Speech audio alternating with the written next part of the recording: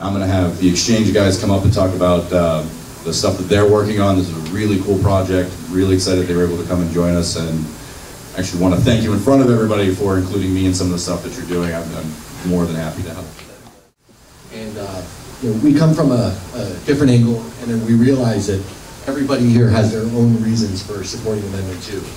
Whether it's the medicinal use of marijuana, the job creation that it's going to bring, you know, everything and anything in between is going to be a good reason for supporting this. What it's going to do for the state, what it's going to do for the country, we all have our reasons. So what we're here to do, in short, and the whole premise under this, is we realize that in order for this industry to thrive for any specific length of time, the government's going to have to be able to track everything.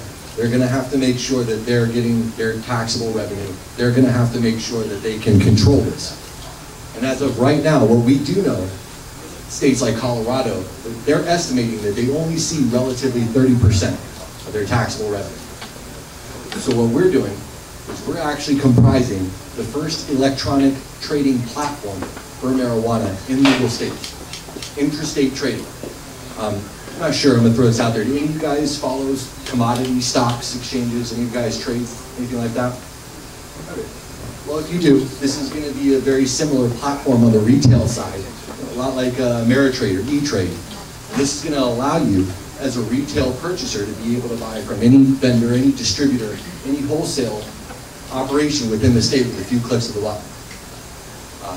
As far as the exchange goes, we're here to make sure the regulators have the ability to see everything complete in real time with full transparency, increase their ability to not only monitor the revenue sources but also collect them. And we believe that with that kind of an approach, the state, the country, they're going to be able to allow this to go on for a very significant amount of time. So we're going to be able to benefit from that directly.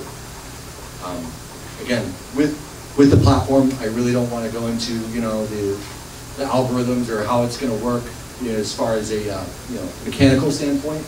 But at the end of the day, for example, let's say we're up in Colorado and you're a distributor or even a grower out in northeast Colorado in the farmlands. Well, right now what they're doing is they're backpacking 10, 20 pounds of marijuana, and they're going to the dispensaries, throwing it down. They look, do you want this? Do you want this? Exchanging cash. It's a very cash-heavy, antiquated system. A lot of handwritten receipts. There's a lot of stuff falling through the cracks.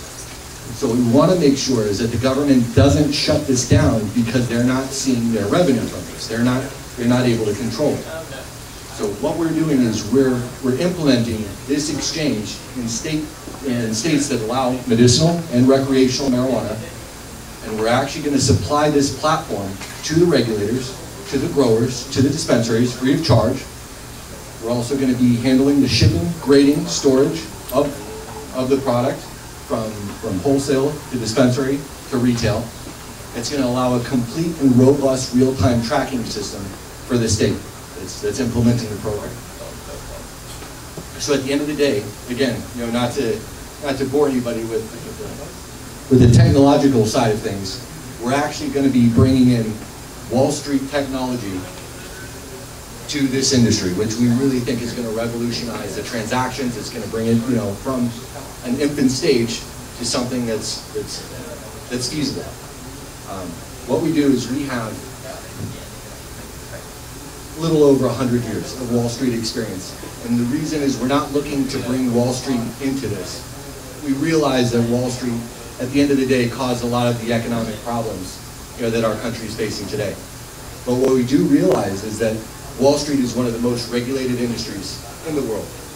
So we have an idea of what's coming down the pike for the regulators, for the states, for the dispensaries, for the retail people, and we're going to be able to implement that knowledge and the technology of these commodity exchanges and bring it to these states. So that's, you know, just the broad stroke of what we're looking to do. We're already on our way up to Colorado. We've approached Colorado. There's a key regulator by the name of Louis Koski, who we presented the platform to. We're opening up a beta stage in August 1st to be able to ensure that the platform does work. And as of right now, Again, we're very excited about what this is going to be able to do for the industry as a whole and the revenue that it's going to generate for not only the state, but for the country once it goes legal completely. At the end of the day, we look to keep this industry alive. For whatever reasons, I mean, myself personally, I have one of my best friends. I've known him for about 15 years. He's a veteran from the Marines, paralyzed from the chest down. Can't feel his legs, he can't make use of anything, below his chest line, but he still has phantom pain, still has shakes. And he's even attested to the fact that marijuana helps him with the shakes. And fortunately, the doctors are very quick to prescribe OxyContin, a lot of chemical drugs that I've seen put some very good people into the ground. So I have my own reasons for supporting Amendment 2. But what we're looking to do is actually provide the electronic platform to stage everything. So what I would like to do is, if anybody's interested in learning about it further, the mechanics, the implementation, the process and where we are so far, please feel free to come talk to myself, my buddy Gilbert. We will be more than happy to direct you to the appropriate resources. That's about it, and I thank you guys for your time. Dana, the chair of the Libertarian Party of Florida and one of my favorite medical marijuana advocates. Awesome, thank you guys. Since Amendment 2's gotten on the ballot, I've been called awesome things like cannabis expert, favorite cannabis person, the marijuana lady. I'm like, these are some great titles, but they feed chairman of the Libertarian Party all day long. It's too serious for me, and that's not really, I get to go talking to everybody now as the chairman of the Libertarian Party of Florida, and that's a great title that gets me in to tell my story to everybody, but that is so far from where it began, because my story started in politics with cannabis. Of course, I grew up in a little political family. We did canvassing when I was little and all that stuff. But my own personal issue was cannabis. Of course, where it started with cannabis was I was a bartender and I didn't really like to drink as much as I liked to smoke marijuana. So I was just out there saying, "Give us our weed, give us our weed," like a bunch of college crazy kids. Then I got a little older and I started really looking into the medicinal value of this and how it helped people, and I started fighting for that side of it and the more pragmatic route to go to get this legalized. And I was, doing hard work with that, doing it great. Then I got sick. And I tell everybody in this, that is when you find out where you really stand. If you or someone that's close to you or someone you love gets sick, it's real quick to say, now the line's been moved in the sand. Maybe before, I was out there before telling people civil disobedience, that's the way, we could do it like that, just show them, I would always smoke marijuana flagrantly. I would call my doctors, I use marijuana, do you think I should stop, what do you think about it? And at first, I will say 10 years ago when I said that to doctors, they all looked at me like, and didn't even want to talk about it. And in the past 5 years, I've got a lot more doctors that are asking me, well, what did you take it for? How often did you do it? How did it help? How did it interact? They want to know, and the fact that they want to know, and now I have doctors. Today I went to a doctor actually, and when I said, "Oh, I use cannabis," he was like, "You mean like the marijuana?" And I said, "Yeah, that's what I mean." And he goes, "How well? You mean you use it like every day or every week?" And I go, "I use it as much as I possibly can, as often as possible." And he's like, "Well, how much is that? Do you smoke it?" And I'm like. And he just kept asking me questions, and I'm like, I'll answer them all day. So I must have answered questions for about a good 6 minutes. And then he says, "Oh, don't worry, I won't put any of this in your file." And I was like, "No, please do." I was like, I've been doing this for 10 years. And he's like, "Oh, really?" And then he started saying, "Well, what do the other guys have to say about this? Are the other guys okay? Are they for it?" Like, they want to know what his peers thought. And that's why stuff like this is so important, not just for, it's important not just for this issue, but for every issue, to get out and know people in your community and know the things that are important to you guys, because you can't do it alone. And it takes getting out and telling everybody else that you're doing it and make them feel comfortable for doing it too, because even when I'm seeing with these doctors who are so afraid to stand on any side of the issue, when I tell them that their peers are doing it and that they actually knew I was taking this and I was taking this and cannabis, they start just pouring it out. They start telling me, "Oh, I had someone else that used cannabis, and they said this." And because I did have Lyme disease, that's the illness I had, Lyme disease. I got it in Florida, and insurance companies said that it's impossible, because apparently that bacteria dies and it crosses the Florida border. and no one here can get it here. Luckily, I also had Bartonella and another tick infection that they don't have, isn't controversial. So the insurance companies paid for the same treatment they kept denying before for a different infection 2 years later. But you know, Lyme is one of those things that's crazy and strange, and one of the reasons is because we can't do research on it, just like we can't do research on cannabis. But personally, I will tell you that, just like I'm saying, where people need to feel comfortable, I was the drug war girl. I mean, I was the person like that everyone knew as like, fight the drug war all day long. And then I got this horrible sickness, and the first thing I thought of to use as a medicine wasn't cannabis. And I was out there fighting for this for so long, and it wasn't cannabis because they tried to use fear tactics and all this crazy stuff to make me think that it's not something you should do when you're sick. Even though I knew it was a medicine and I had done this research, I was like, but I'm sick, I shouldn't smoke weed, I shouldn't use cannabis. Well, then I got sicker and sicker, and I got bit by the tick that gave me Lyme disease when my daughter was 2 months old. And you just go down, she's going the other way and I'm going this way. And you know, it got to a point where I was like, this is so horrible. Luckily, that was right when we got a call that the specialist I wanted to come see in Tampa was going to have an opening. So we moved from Tallahassee down here.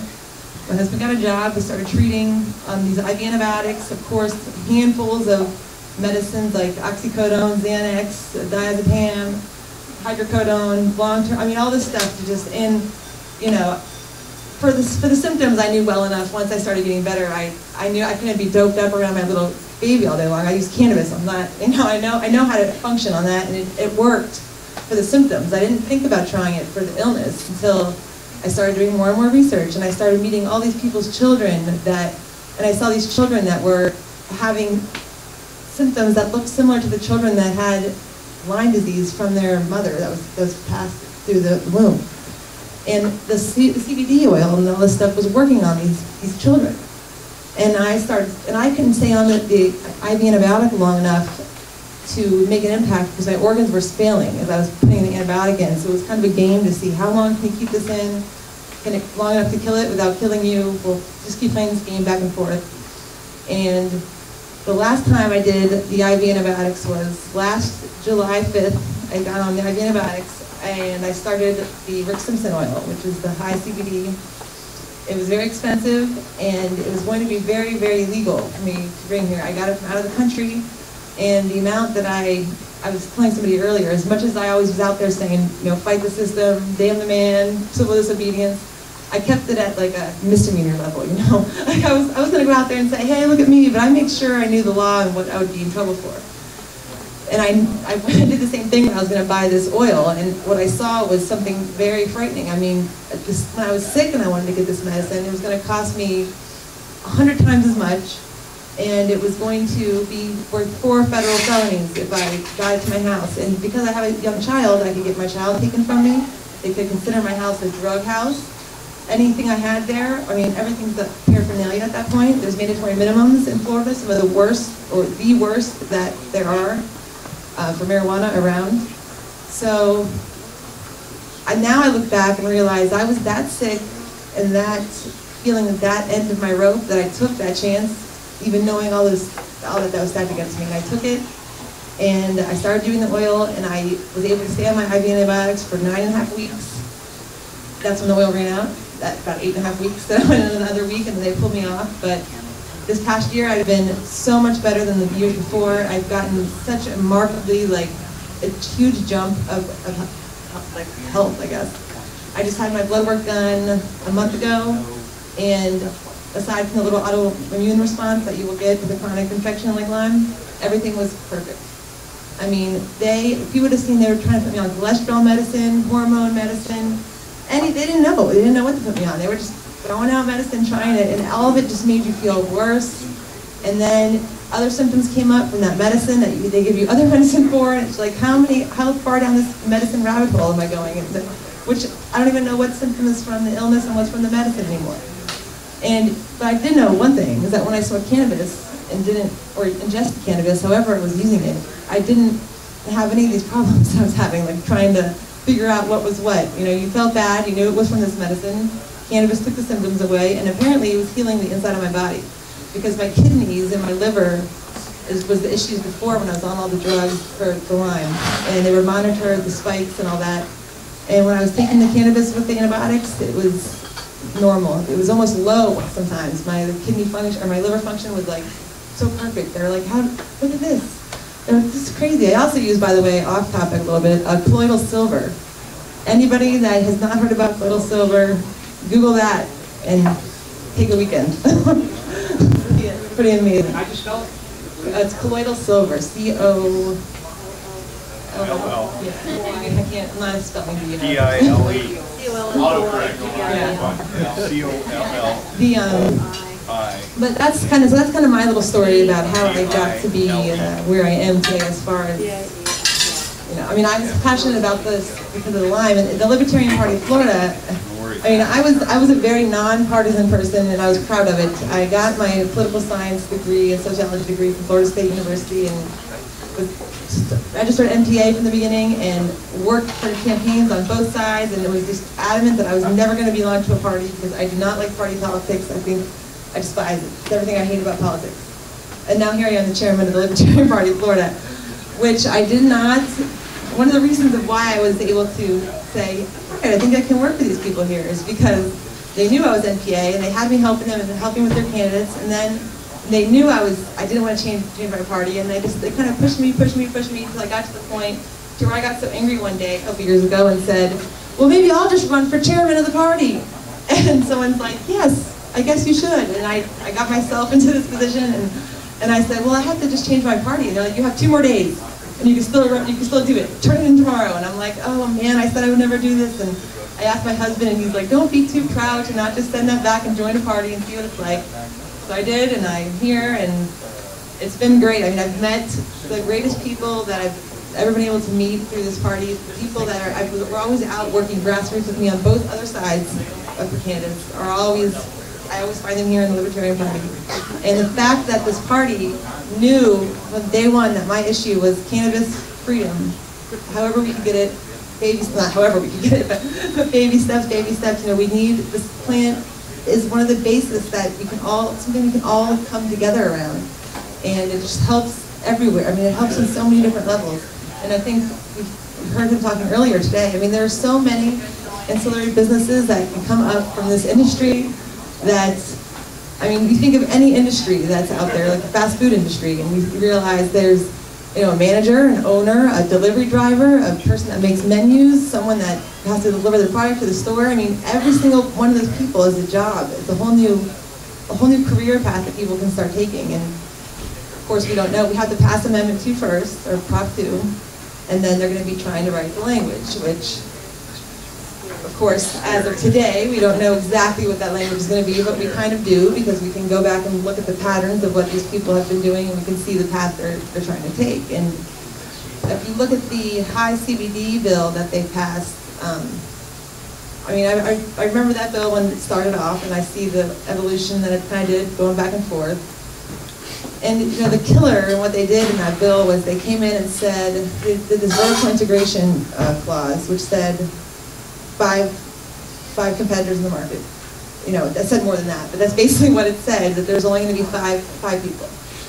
So that was one of the big things that came in, and it's like, okay, well now, that was at the 11th hour, everyone's going to pass this amendment now after they worked so hard, but that slipped in there, and then whenever Prop 2 passes, they're going to say, oh, we already have this convenient language that was already passed, so just put that in there. Now there's only 5 companies for that. I mean, and this is just the way they work, and of course we don't know if that's going to be the case, but it's just things to watch for and see that they're doing back there, because if you go back, if you just take every little step backwards, and then you say, I wonder why they picked 5. And then you look at the notes and say, oh, it was 4, and then they added a 5th one right at the last minute, and who did they talk to yesterday? And you can trace the money back. It's very interesting.